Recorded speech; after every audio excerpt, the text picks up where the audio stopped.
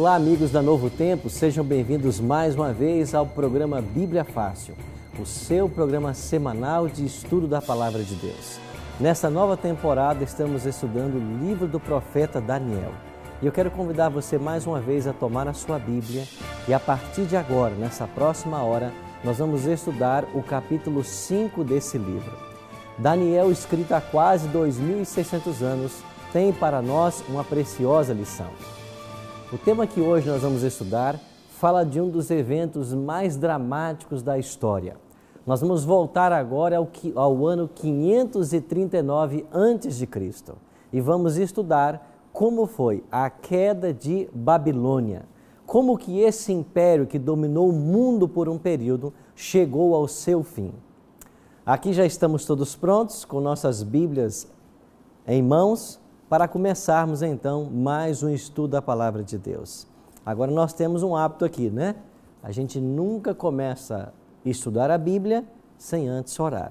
Porque nós cremos que quando nós oramos, o mesmo que inspirou a Bíblia, ele vem para nos ajudar a compreender os seus temas. Então vamos orar para que o Espírito Santo esteja conosco mais uma vez. Bondoso Deus e Pai, graças te rendemos pela oportunidade de estarmos reunidos para estudarmos mais a Tua Palavra.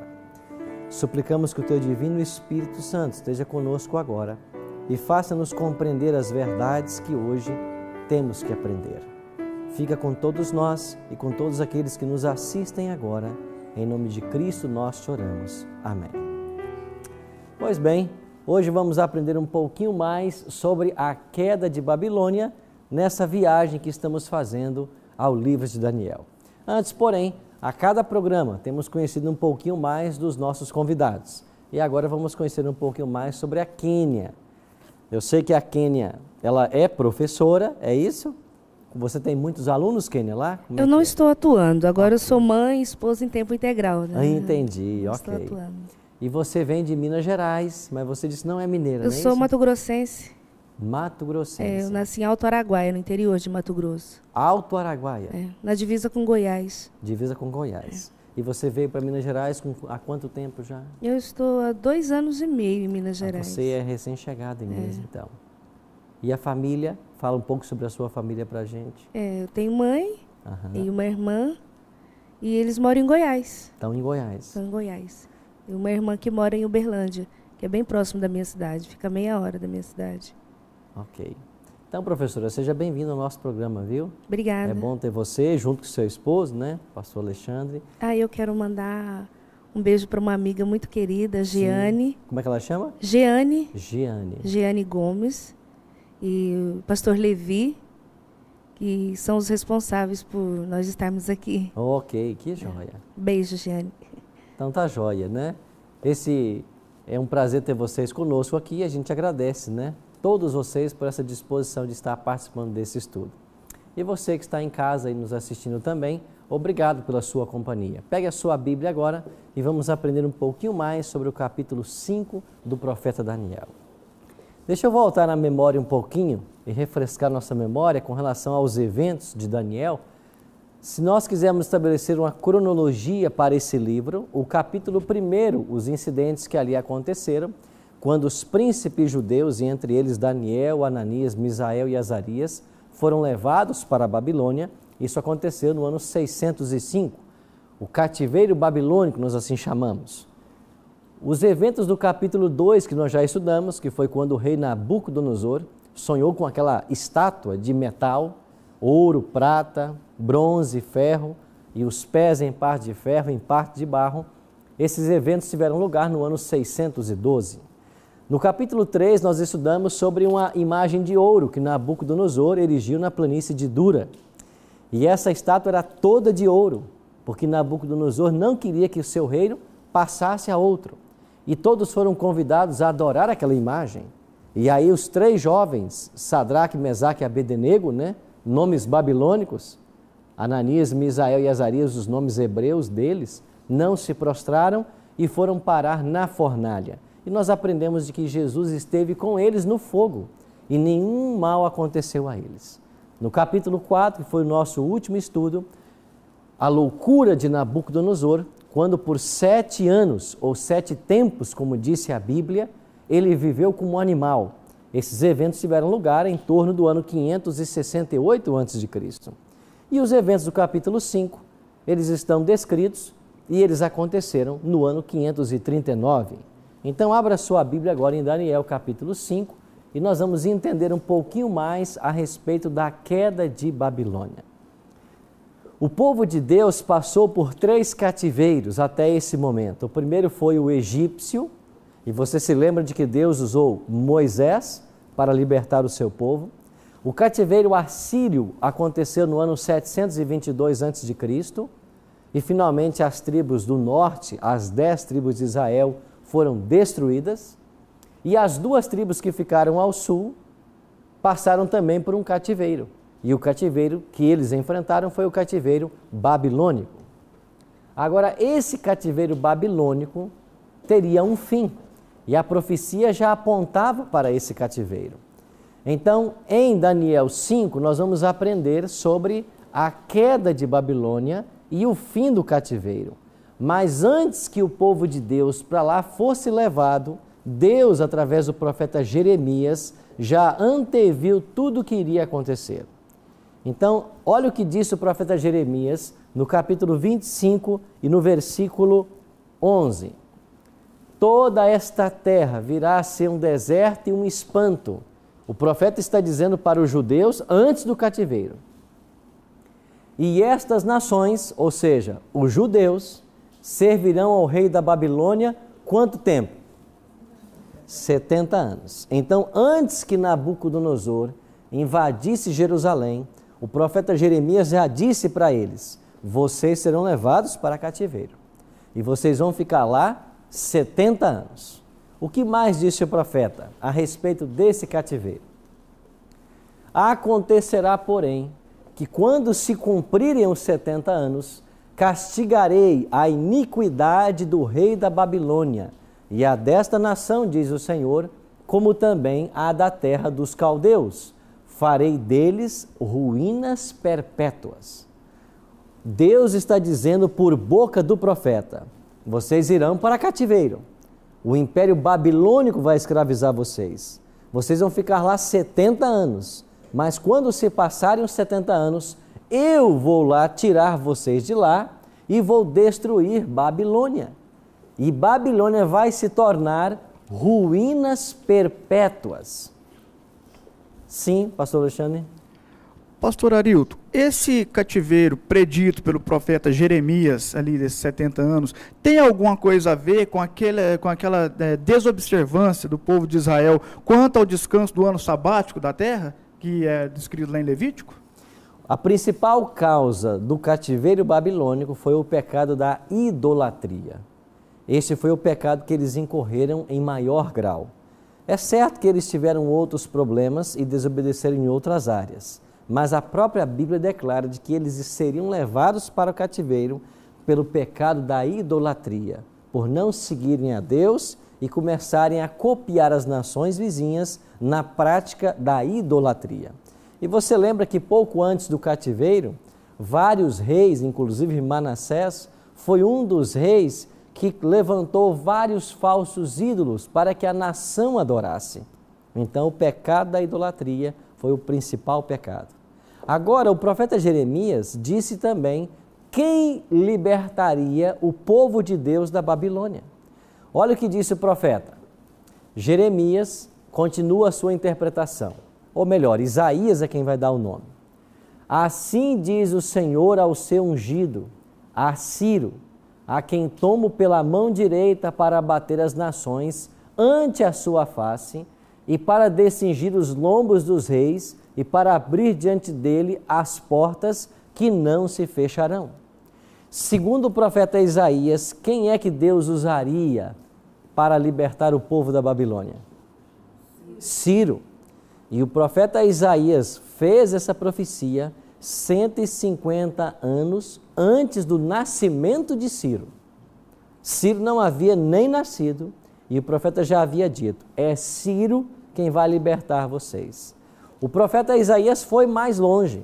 No capítulo 44 do seu livro, nos versos 27 e 28, ele vai dizer qual a estratégia militar que Ciro usaria para libertar o povo.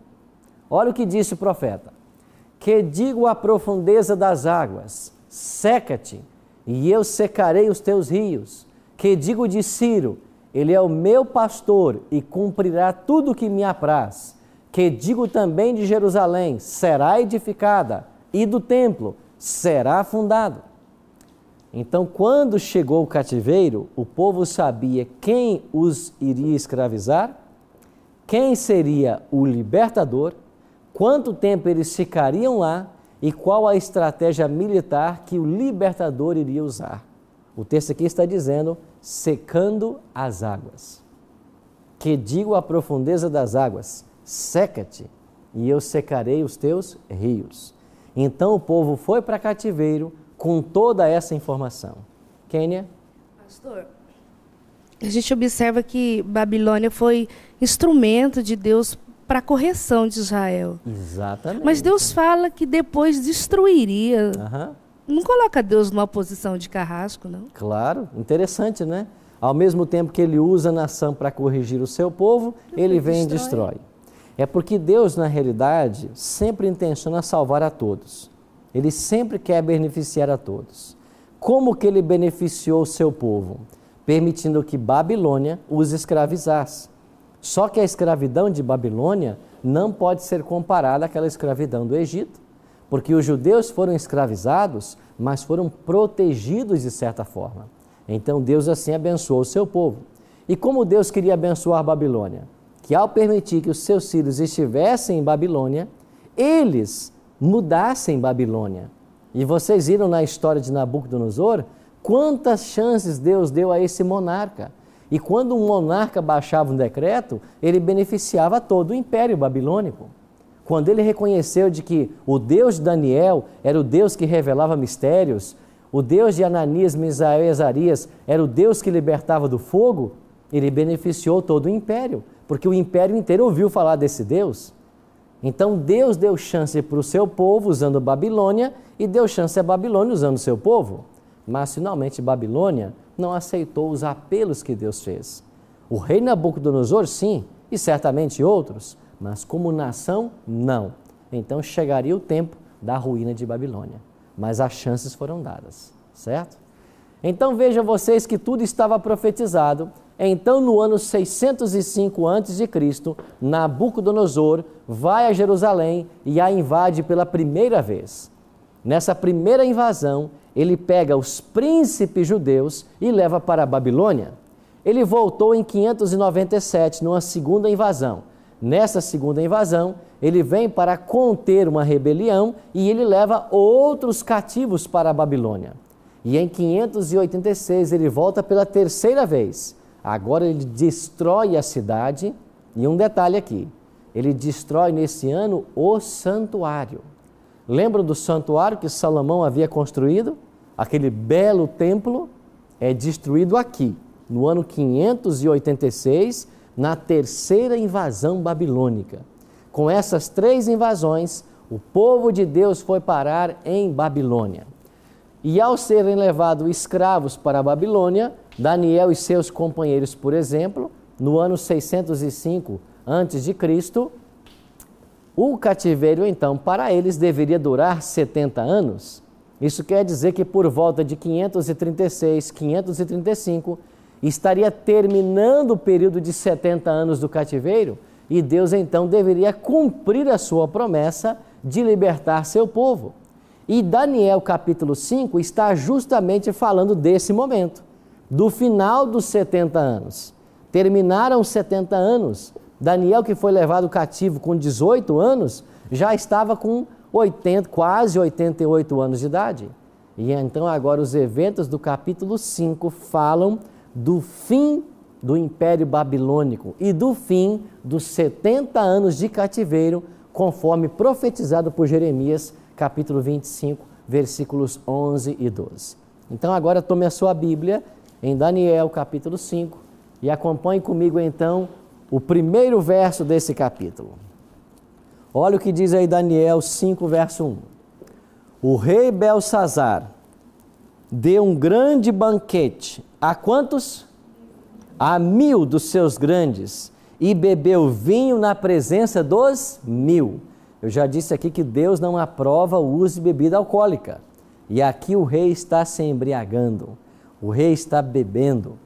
E o que mais o rei fez? Além de se embriagar, enquanto Belsazar bebia e apreciava o vinho, diz o verso 2, mandou trazer os utensílios de ouro e de prata que Nabucodonosor, seu pai, tirara do templo que estava em Jerusalém, para que neles bebessem o rei e seus grandes, e as suas mulheres e concubinas. Eu não falei para vocês de que Nabucodonosor invadiu Jerusalém 3 vezes e que na terceira ele destruiu o templo? Todos os utensílios que haviam no templo, os vasos sagrados para o serviço cerimonial, ele levou todos esses utensílios para a Babilônia. E agora, Belsazar, aqui o texto está dizendo que Nabucodonosor, seu pai, mas a expressão pai aqui é a ideia de ancestral, porque de fato ele era avô. Nabucodonosor era seu avô, mas o ancestral, o pai, o avô, trouxeram os utensílios e agora ele pede que esses utensílios venham para a sala real. Para quê? Para usar essas taças para beber vinho nelas. Este foi a gota d'água no copo de Babilônia. A paciência divina terminou com essa atitude infame do rei. Diz o texto no versículo 4, beberam o vinho e deram louvores aos deuses de ouro, de prata, de bronze, de ferro, de madeira e de pedra. Enquanto eles bebiam nos vasos sagrados, eles cultuavam aos seus deuses. Por quê? Porque na visão deles, se o nosso império dominou de vocês, é porque o nosso Deus é mais forte que o seu. Então eles começaram a festejar esses deuses. E enquanto eles estavam nessa noite de orgias, nessa noite de festa, algo extraordinário aconteceu. Olha o que diz o texto sagrado, Daniel 5, 5 e 6. No mesmo instante, apareceram uns dedos de mão de homem e escreviam defronte do candeeiro, na canhadura da parede do palácio real. E o rei via os dedos que estavam escrevendo. Então se mudou o semblante do rei, e os seus pensamentos o turbaram. As juntas dos seus lombos se relaxaram, e os seus joelhos batiam um no outro. Enquanto a orgia acontecia, com os utensílios sagrados do templo, uma mão misteriosa apareceu na parede do palácio e escreveu alguma coisa. Ninguém entendeu o que estava escrito e nem sabia o que era aquela mão. Então o rei começou a bater um joelho no outro, de tanto que ele tremia, porque algo sobrenatural estava acontecendo. De fato, Deus estava para se revelar. O que fez então o rei? Mandou chamar novamente os magos, os encantadores, os astrólogos, os caldeus, para interpretar aquilo que estava escrito na parede.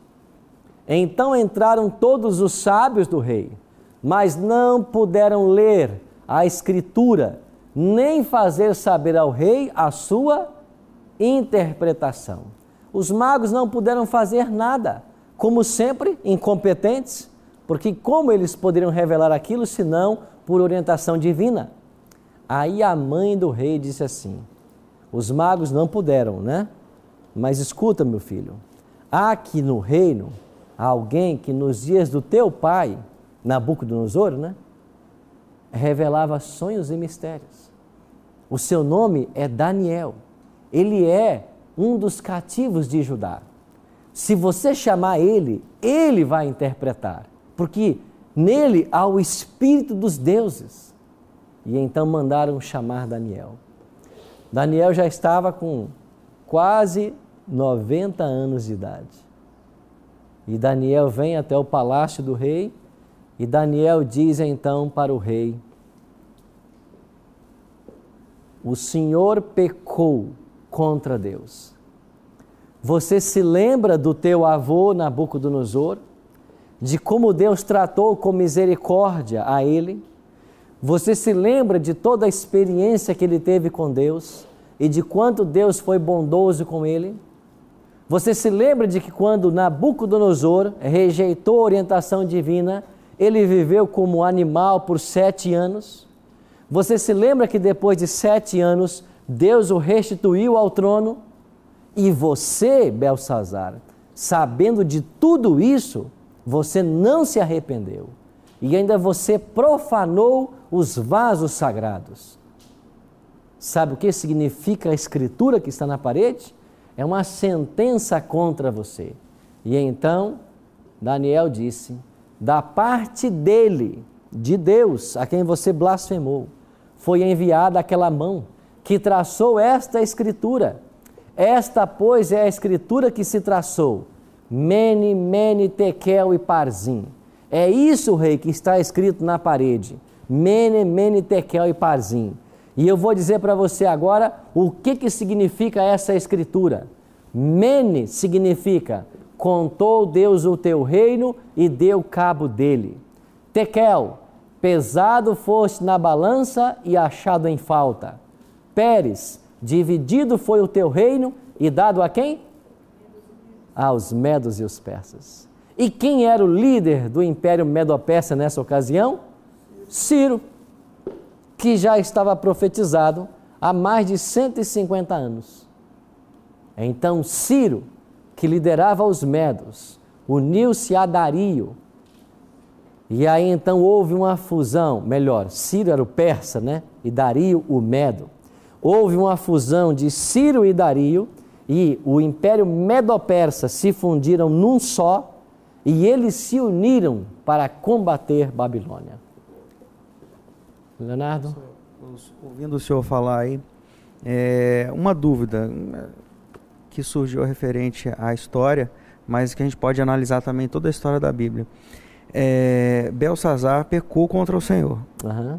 E Daniel chegou, disse para ele que ele havia pecado, que ele não atentou, né, para a experiência que o avô dele havia tido, mas já havia sido profetizado por Deus antes que Ciro tomaria o reino deles. Então, Deus, na sua onisciência, ele já saberia que todo esse mal teria que ter acontecido.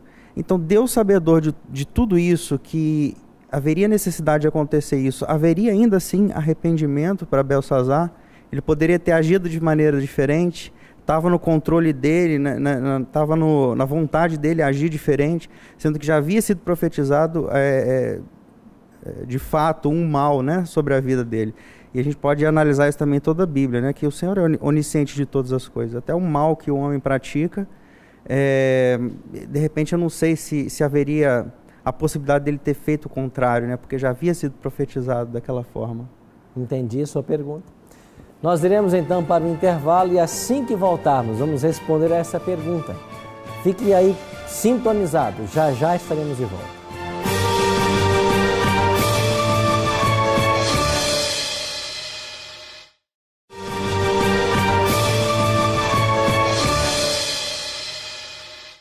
Se você quer acompanhar em casa os estudos que aqui fazemos no Bíblia Fácil, basta solicitar o nosso guia de estudo. Nesta revista que enviamos gratuitamente para a sua casa, aparecem os 16 temas que estamos abordando no programa. Ligue para nós ou acesse nosso website e você vai poder então fazer um formulário e receber pelos correios inteiramente grátis essa revista. Terminamos o primeiro bloco com a pergunta do Leonardo, falando justamente sobre o fato de que estava profetizado de que Ciro viria. E como ficava a situação do rei Belsazar se já estava profetizado sua ruína? Existe um axioma em teologia, Leonardo, que nós usamos muito, que dizemos assim: a presciência divina, ela não é causativa. O que quer dizer isso? O fato de Deus saber o futuro não quer dizer que ele interfere nisso. Profetizou-se não porque profetizou para acontecer, mas Deus profetizou porque ele sabia que iria acontecer. Eu posso tomar como exemplo o caso de Judas. Foi profetizado que alguém trairia Cristo, Não porque, por causa da profecia, alguém teve que trair, mas porque alguém trairia, Deus profetizou. Então, o fato de Deus saber o futuro não quer dizer que Ele interfere nesse futuro, mas Ele sabe o que vai acontecer. E foi isso que Ele fez antes. Mas todas as chances foram dadas a Belsazar. E se ele tivesse se arrependido, como teve oportunidade, outro destino teria sido dado na profecia, não esse. Ok? Sim, pois não? Só para completar, nós poderíamos dizer então que as pessoas nascem predestinadas ao mal ou ao bem? Não, elas não nascem predestinadas, porque eu tenho livre-arbítrio. E se eu tenho livre-arbítrio, eu posso escolher o bem ou o mal. Agora, se você me perguntar, Deus sabe quem vai se salvar e quem vai se perder? Certamente, porque Ele é onisciente.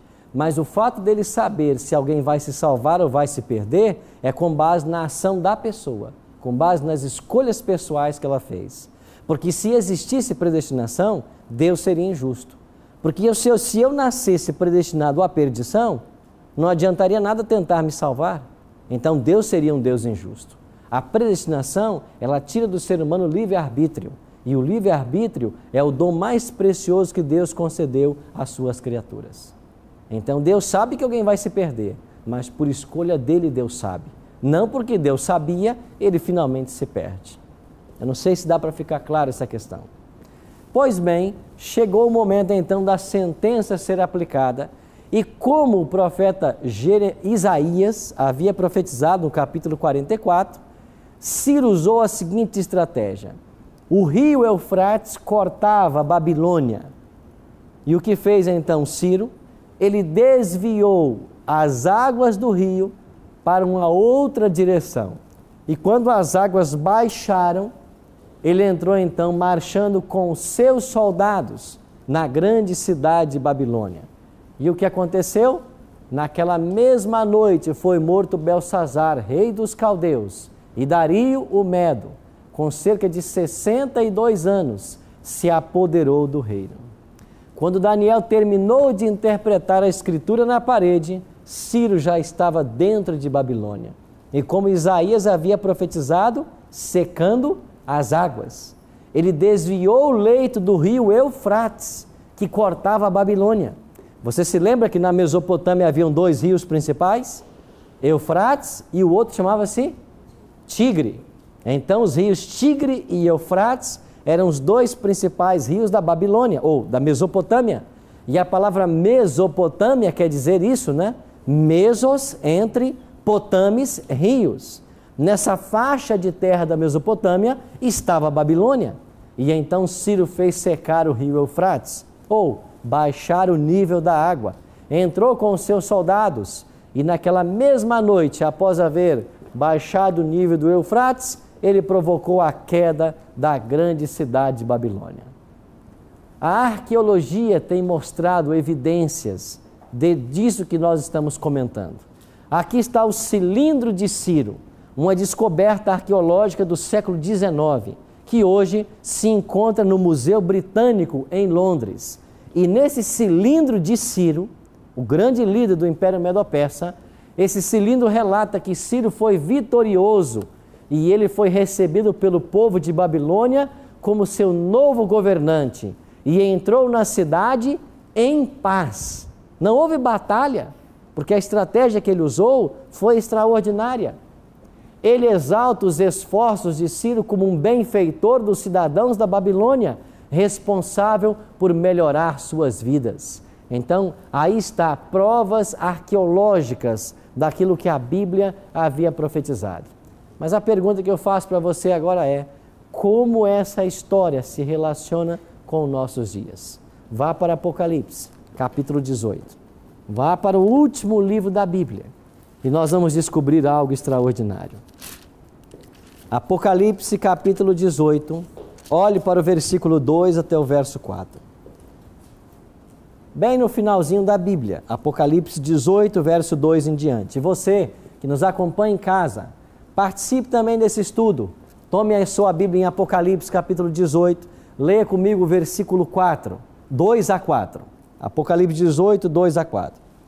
Então exclamou com potente voz, dizendo: Caiu a grande Babilônia e se tornou morada de demônios, covil de toda espécie de espírito imundo, esconderijo de todo gênero de ave imunda e detestável, pois todas as nações têm bebido do vinho do furor da sua prostituição. Com ela se prostituíram os reis da terra, também os mercadores da terra se enriqueceram à custa de sua luxúria. Verso 4. Então ouvi do céu outra voz do céu dizendo: retirai-vos dela, povo meu, para não serdes cúmplices em seus pecados e para não participardes dos seus flagelos. Quando é que João escreveu o Apocalipse? Perto do fim do primeiro século. Quando é que caiu Babilônia? Babilônia caiu no dia 13 de outubro de 539 a.C., segundo dados arqueológicos. Por que João está falando de Babilônia se ela havia caído lá no 6º século antes de Cristo? Babilônia já estava caída. E João está falando novamente de Babilônia. É porque nos dias de João ele está falando não da Babilônia física, não da Babilônia literal. Ele está falando de uma Babilônia mística ou espiritual. Pastor Alexandre? Pastor, nós sabemos que existem algumas linhas de pensamentos na área teológica que afirmam que essa Babilônia aqui relatada por João no capítulo 18 seria a igreja de Roma. Qual a veracidade disso? Tem algum relacionamento entre esses pensamentos ou só o mito? Sim. Há uma grande relação no que você está falando. Quando nós chegarmos ao capítulo 7 e o capítulo 8 de Daniel, nós vamos com detalhes estudar esse tema. E nós vamos buscar na história secular para sabermos se há comprovação histórica desse fato de que Babilônia hoje representar a igreja romana. O certo é que a Babilônia, que João está dizendo, é uma expressão da confusão religiosa que se assentou em nossos dias. E nesta confusão religiosa, Deus tem um povo. Porque o versículo 4, Deus está dizendo assim: sai dela, povo meu. Deus tem um povo em Babilônia. A palavra Babilônia vem lá de a Torre de Babel, que significa confusão. E qual é a confusão religiosa que você vê hoje assentada em nosso mundo? Segundo uma enciclopédia publicada em Oxford recentemente, existem no mundo cerca de 34 mil religiões. Você tem religião para todo gosto. E as igrejas estão surgindo cada dia novas denominações e cada uma prega aquilo que ela acha ser certo. Você que me assiste em casa já deve ter se perguntado: se nós temos uma só Bíblia, um só Deus, por que tantas religiões? Eu vou explicar para você. Isso faz parte de uma estratégia satânica. No passado, quando os servos de Deus pregavam a verdade, o diabo perseguia e matava.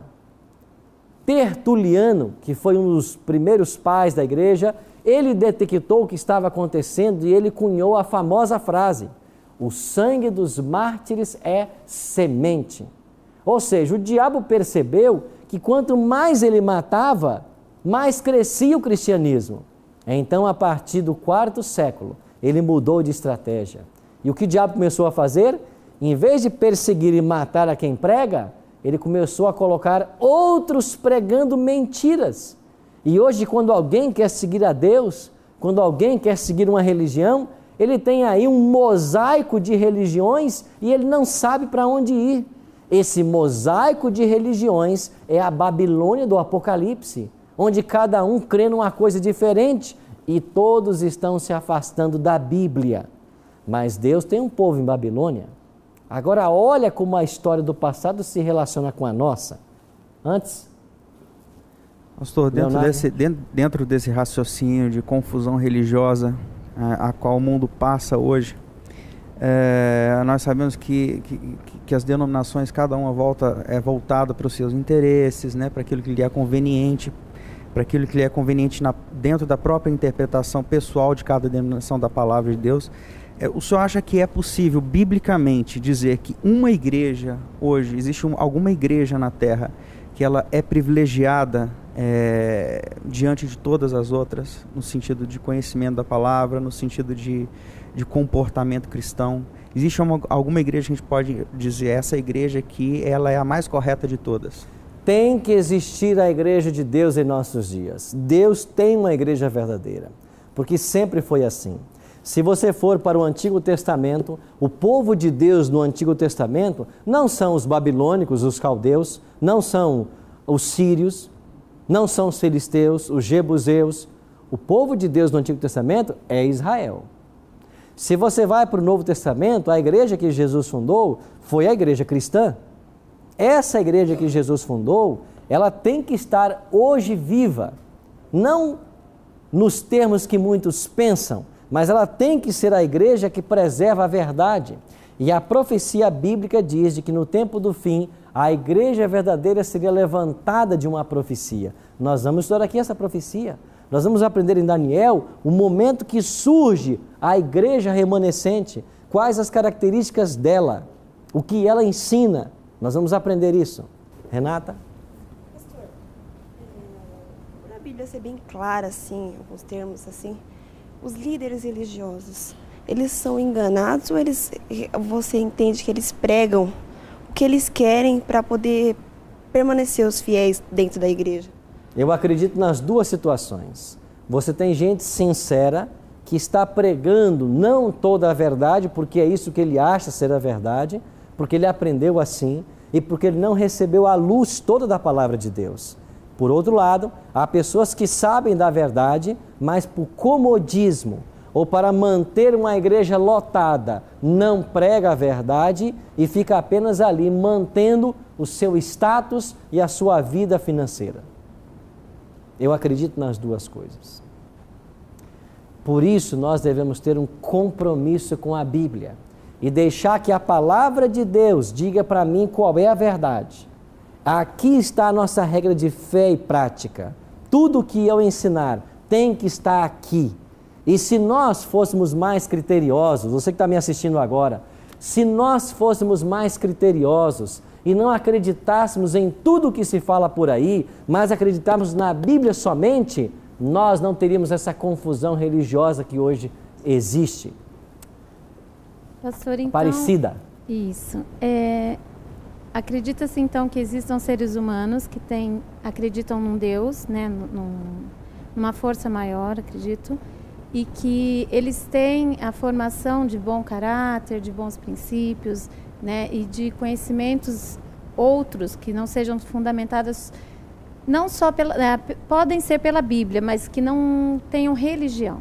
Sim. Né? E aí ele não deixa de ser uma boa pessoa, não vai deixar de ser um filho de Deus, digamos, salvo nesse sentido. A quem a luz total não chegou ainda, mas naquilo que ele conhece, ele já é fiel. Ele pratica aquilo que ele acha ser certo. Há pessoas nesse caso. O apóstolo Paulo fala sobre eles na sua epístola aos Romanos, certo? Agora, interessante, vamos voltar aqui à nossa mente. Qual foi a cidade que escravizou o povo de Deus? Babilônia. Quem foi o libertador de Babilônia? Ciro. Como que ele libertou o povo da Babilônia? Secando que rio? Eufrates. Agora abra sua Bíblia em Apocalipse, capítulo 16, e olhe o versículo 12. Apocalipse 16, versículo 12. Aqui nós temos o derramamento da sexta praga. E olha o derramamento da sexta praga. Derramou o sexto. Acompanhe comigo em casa. Apocalipse 16, 12. Perceba a relação que há entre o passado e o presente. Apocalipse 16, 12. Derramou o sexto a sua taça sobre o quê? O rio Eufrates, cujas águas o quê? Se secaram. Para que se preparasse o caminho para quem? Dos reis, que vem da onde? Do nascente do sol. Sabe quem são os reis que vêm do nascente do sol? Cristo e seus anjos aqui em Apocalipse. Lá foi Ciro. E agora? A sexta praga encontra-se no futuro. E você percebe de que toda a história que nós estudamos no capítulo 5, ela é um tipo do que vai acontecer? Se isso é verdade, Babilônia física é um tipo da atual Babilônia mística ou espiritual. Ciro é um tipo de Cristo, por isso ele é o libertador. A estratégia foi o secamento do rio Eufrates, e na sexta praga, que ainda não caiu, porque as pragas não caíram, ela será derramada para secar o rio Eufrates. E o que representa nesse caso o secamento do rio Eufrates? O preparo das condições políticas e sociais para a volta de Cristo. E o que representa agora os reis que vêm do nascente do sol? Cristo e seus anjos. Então, esta profecia, este evento histórico, ele voltará a acontecer. Olha o paralelo que você pode fazer. Uma Babilônia física e agora uma Babilônia mística. Ciro, um tipo de Cristo. O rio Eufrates voltará a ser secado na sexta praga, que significa as condições atuais que prepararão o mundo para a volta de Cristo. E os reis do Oriente é um tipo de Cristo e seus anjos. Ou seja, a história vai se repetir. Não é extraordinário isso? Agora eu tenho uma péssima notícia para dar para vocês. Quando Ciro derrotou Babilônia, ele assinou um decreto. E sabe o que o decreto dizia? Povo judeu, pode voltar para Jerusalém. Edifiquem a cidade de vocês. Edifiquem o templo. Voltem a sacrificar. E o plano de Deus era esse. O povo de Deus deveria voltar para a Babilônia, reconstruir, ou voltar para Jerusalém, reconstruir o templo, voltar o sacrifício. Mas quando Ciro assinou o decreto, poucos judeus voltaram para Jerusalém. A maioria não voltou. E por que a maioria não voltou? Porque a maioria dos judeus em Babilônia haviam criado laços, raízes, haviam prosperado em Babilônia. E porque esses judeus haviam prosperado em Babilônia, quando Ciro assinou o decreto, eles disseram: nós deixarmos Nova York da vida para voltar para aquela cidade do interior em ruínas? Não, nós não vamos voltar. Quando chegou a hora de sair de Babilônia, muitos não quiseram. Por quê? Porque haviam prosperado. Você que me assiste em casa, você está vivendo no meio de uma confusão religiosa? Você está percebendo cada um pregando o que quer pregar? Doutrinas diferentes, credos diferentes, uma verdadeira confusão. Se você é um sincero filho e filha de Deus, Deus está fazendo um apelo para que você saia de Babilônia. Saia dessa confusão e se junte ao povo que crê na Bíblia e em todas as verdades que ela prega. O último apelo de Deus a esse planeta Terra, antes da sua volta, é: saia de Babilônia. E Deus já está reunindo os seus filhos fiéis. Deus já está reunindo o seu povo, porque muitos estão saindo das trevas, da ignorância, estão se unindo àqueles que guardam os mandamentos de Deus, aqueles que obedecem a tudo que a Bíblia ensina, e não apenas um testamento, não apenas um livro, não apenas uma doutrina. O apelo é para você: saia de Babilônia, saia dessa confusão. E para nós, Cristo está voltando. Já podemos ouvir os passos de um Deus que se aproxima. Nós precisamos tomar uma posição ao lado da verdade, da palavra de Deus. Tudo que está aqui tem que ser obedecido, seguido, guardado. É a vontade de Deus para a nossa vida. E só assim haverá esperança de salvação. Por isso, meus amigos, Babilônia vai cair. E o último apelo de Deus é: retirai-vos dela, povo meu. Deus ainda tem um povo em Babilônia, Mas o convite que ele faz para mim e para você é: sai de Babilônia. Vem para o povo da Bíblia. Vem para o povo da palavra. Qual será a nossa decisão hoje? Vamos seguir tudo que a Bíblia nos ensina? Vamos deixar a confusão religiosa de lado?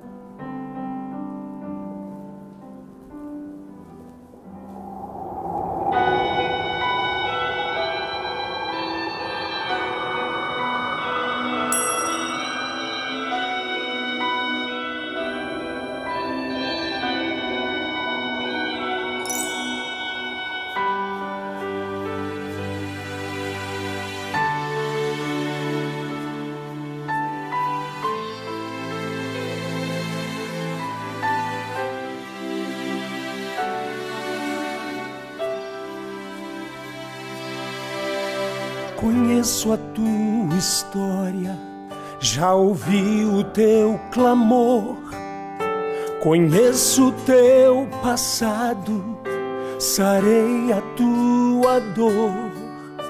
Tu lembras que um dia no deserto te guiei, tu não és mais cativo, eu te libertei. Tu andas tão distante, envolvido em teu labor. Tu já esqueceste que eu sou teu provedor. Levanta, Israel, levanta, Israel, levanta, Israel. Tu não és mais cativo. Levanta, Israel, levanta, Israel, levanta, Israel, e clama ao teu Deus e Senhor.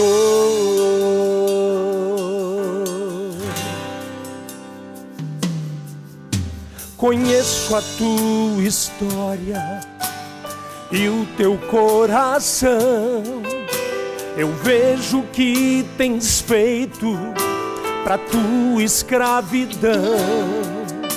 Desperta, Israel, te humilha ao teu Deus. Eu sou o teu juiz, o teu libertador.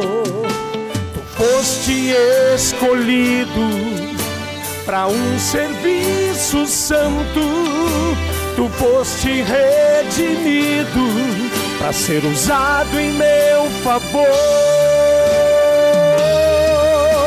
Levanta, Israel, levanta, Israel, levanta, Israel, já chegou o teu juízo.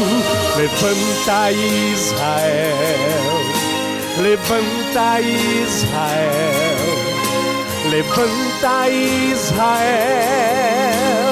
ouça o teu Deus e Senhor.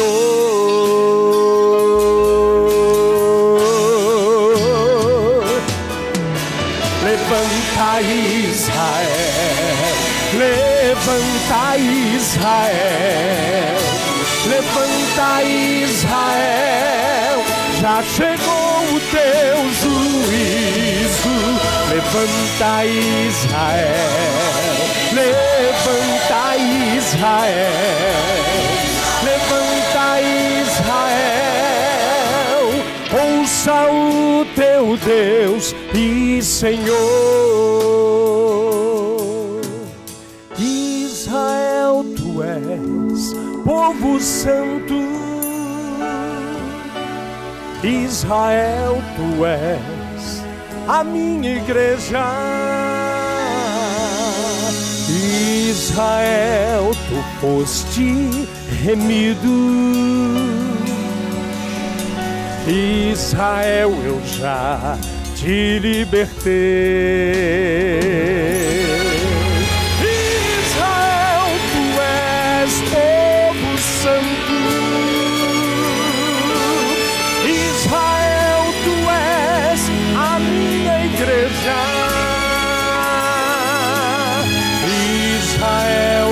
foste remido. Israel, eu já te libertei.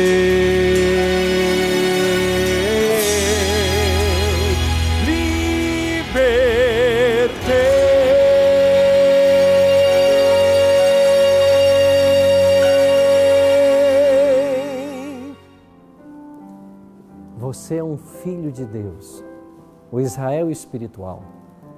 A sua liberdade já foi assinada pelo sangue de Cristo. Abra o seu coração agora e aceite esse Deus maravilhoso. Ele vai te conduzir da confusão e das trevas espirituais para a luz da sua palavra. Ore comigo agora. Pai de amor, obrigado porque o nosso direito à salvação já foi conquistado na cruz do Calvário. Obrigado porque a nossa carta de alforria já foi assinada no Calvário. Obrigado porque a libertação já nos foi comprada. Hoje basta dizermos um sim. Basta dizermos que nós queremos. E basta fazer uma entrega do nosso coração ao Senhor. Que o Teu Espírito Santo abrace todos esses que aqui estão, estudando a Tua Palavra nesse momento. E de uma forma especial a todos esses que nos assistem em casa. Que o Teu Espírito Santo abrace a eles agora. Que eles possam ter em suas mentes a clara vontade do Senhor para a vida deles. Que decisões sejam tomadas. Que abandonemos Babilônia, porque nós temos uma festa para celebrar ao Senhor na Nova Jerusalém. Encha-nos com esta esperança. É a nossa oração, em nome e por amor de Jesus. Amém, Senhor. Obrigado, amigo, pela sua companhia. Na semana que vem, nós estaremos estudando o capítulo 6 do profeta Daniel. Iremos ver que esse homem, ao ser lançado na cova dos leões, quando todos esperavam que ele fosse morto e despedaçado, Cristo ali estava com ele. Vamos ver quais são essas lições para a nossa vida espiritual. Eu te espero na próxima semana no Bíblia Fácil.